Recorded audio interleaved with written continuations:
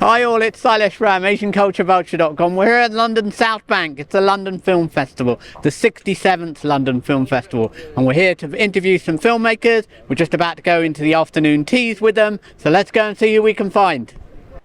I want to stay here with you forever.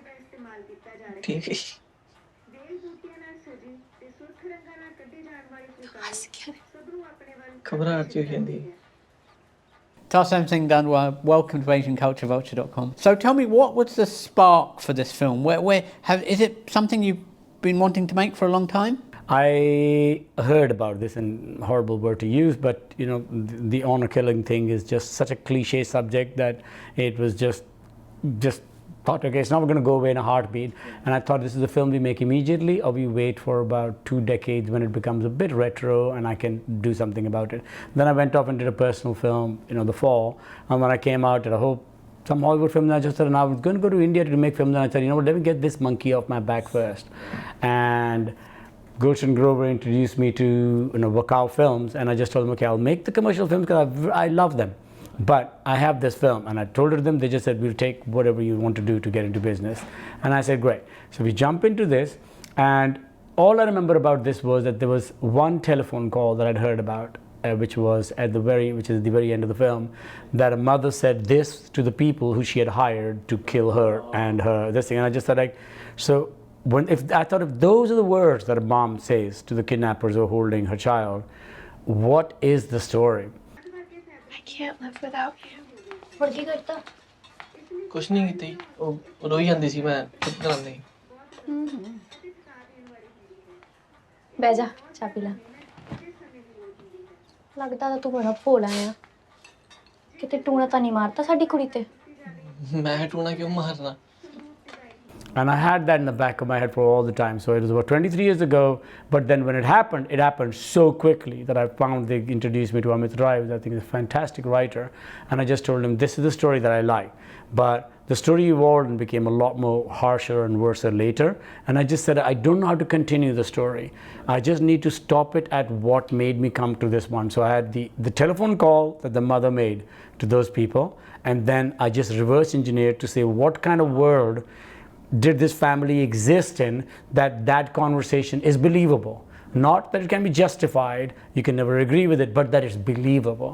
And so that's why the subject matter always stayed at the back of my head, and just thought one day we'll make it. And then just when I was about to go to India, I said, well, let's bait and ask the guys, are you game for this? They just said, what it'll take you to bring you here? And I said, great, this one. And that's it. Yes, I mean, you've made many movies, but this is your first film in India, making something Punjabi movie. Very challenging. So, well, not that challenging for me because I speak Punjabi at home and all that. So it is a Punjabi movie, and I'd left India about 10 years before that, and I'd gone through Canada. So I thought I know that word quite well. I had a lot of nieces, nephews, cousins in Canada. So I just thought it's a subject matter that I know.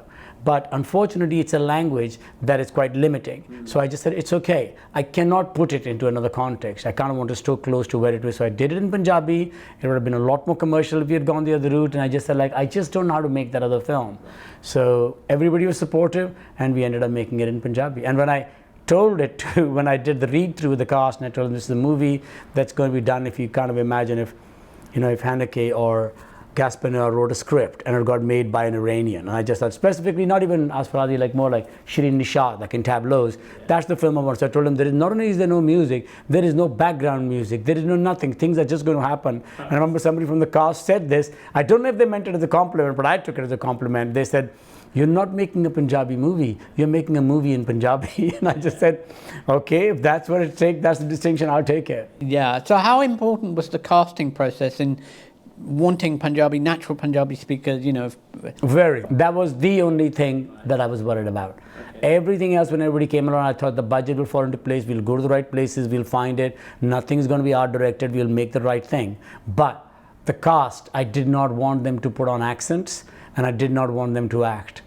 So that was very hard. So I ended up picking, after all the guys who showed up, I ended up a guy who was just a kabaddi player, which is what the original character was. And I just said, it's his first film. I said, that's okay. As long as you keep him away from actors, we'll be fine. Because every time I would come across actors, they would bring these nuances to it that they were teaching the younger generation. I just said, just stop. if you can, learn from them, because they have no idea. They're just doing what is correct for them. And then with the girl, it was the same thing. I just said, there's a couple of people came in that said, we'll do, we can put on that accent. I said, yes, I understand, but this is not that film. When I'll do my version of, like Hollywood, Bollywood films, I'll do that. But right now, this is not that film. The person has to arrive there. The script is a situation. We're going to sit down there, and if you're not speaking that character, what I did in the fall when the girl wasn't, I shot it in sequence. So in this particular one, when I got the two people, I shot it in sequence too. So when they first met, I could tell they were falling in love. I could tell that problem was happening, and God knows how long. I just said, I'll embrace it all. But what I can't have is one person knows how to act and the other person from a different school of acting. So I just said, those two were completely, I cast her while cycling to my son's home on a bicycle. And I was talking to her and I just said, okay, you're it, because we had 24 hours to cast her. And I just said, if you're anything like the photograph that is sent to me and the way you're speaking, it's okay. Just stay away from any acting and any other stuff. We're just going to meet and we're going to do it. Then I found out she had done a music video and she had done a small scene in some Disney film. But I just said, immaterial. I just want somebody who actually speaks that naturally. Yeah, so it's a very kind of naturalistic acting, and it's not really acting in some way no. from what you're and describing. And then the camera doesn't do that. It's amazing. Yeah, they are amazing. Yeah. And for me, when we did that, my thing was that the camera is not going to do anything. It's not going to zoom in, it's not going to cut, it's not going to anything. So if you guys, and that's very rarely in a film, you can see this will cut to that and it'll go on. Here, if in the medium shot, it's not working, you're dead. So I just said, and there is no coverage in this film. That's why I kind of edited it myself. It just took this scene with this scene, cuts to this, to this, to this. There is no coverage. A friend of mine asked me, do you have a close-up? I said, first of all, there's only one close-up in the movie, and that is of a person who never appears again. It just happened. So I just said I didn't know what to cut to. So they said, no, there is no coverage.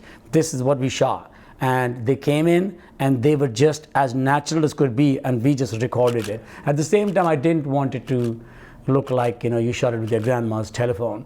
I just thought I need more eyeballs on this material. It needs to be cinematic, but not fantastical.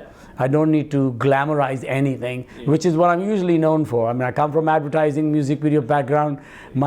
Usually they tell me, like, my job is to polish the turd, just make it look good. And I go, in this particular case, the story was so strong. I just said the people in front of it, if they don't deliver, we're dead. And that's the only way to go. So is it really the cultural kind of politics that really made you want to make a film? It's very, some bits of it are very dark. Well, it is very dark overall. The tone of it. It's a harsh Romeo and Juliet. It's a Heer Ranja harsh, and those times when you watch those films, they were probably harsh for the people who watched it. There wasn't all the TikToks and the Gaspar Noir films to take you anywhere. It's just like you were as emotionally involved in those.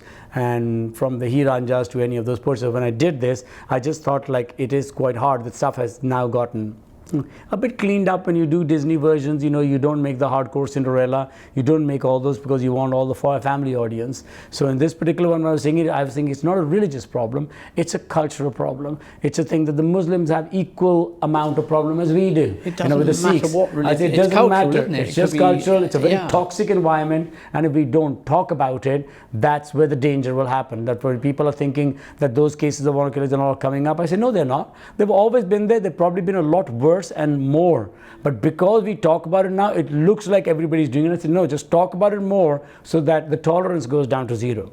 Setting this film in this period, the dark, you do really get into, as you say, it's about the culture, not about the politics and all that, and the story arc and the framing with the bards. I love that you use that word.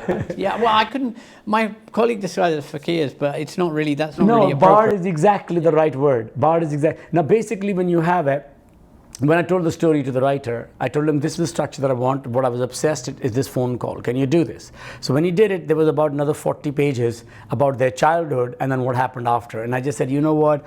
I can't use those. I need to take that out of the film. They've become a bit too long and a bit even more depressive. I said, I need to take that out. Then he said, what will you do? And then I remembered seeing this guy perform in a fair in India about 7-8 years ago, and he kind of like lost it, and he covered his head and just zoned out. And I just said, I know him and I've been listening to his music for about 7-8 years. So I said, I will get in touch with him. He will give me the intro and the outro. So I said, he will come in and he will brief those 40 pages into 3 lines. And we just, then I chose basically to go with the Bulle Shah's quotes up front to start it, that this is not specifically a religious problem. This is a guy quoting a person from another religion who he admires. So I put that up front, and that took out 40 pages. And then in the end, what happened to the guy's story, because it went a lot more downhill after that particular one, I just said, he comes and gives you the outro and just says, hey, if you really are interested, like Google, get more information out of it. Don't look at it in one person's subjective point of view. Just do the research. So I had him say that and then sing and walk away. And then I took out another 40 pages. So that was my thing, that I loved Kanwar. And you have those people, if you have grown up in villages, they come to your village and they'll sing. And also especially among the Sufis, they hold Romeo and Juliet above God. Their whole idea, when they'll talk about lovers, they will put them above. That's why culturally they have a lot of problem with the hardcore Muslims, because when they will come, they'll just say God doesn't live in a mosque, he doesn't live in a temple. If the lovers are there, that's where God is. And I just said, let him say that and walk away. It seemed a little bit odd at the beginning, but it really works at the end when everything is framed. The message, I think, is very powerful because of, you've been through the whole gamut of emotions. My nephew used the right word when we were trying to compress the ending. He just said, what you need, the word he used was decompress. He said, you need the decompression when you see that. Nobody's going to get up and nobody wants to see their eyes, when the light comes up. So then I just thought, he's the right guy. Let him take his time to do that. So I put him there. Thank you so much, Thank you. Tarsem Singh Dhandwar. Thank you. Thank you very much.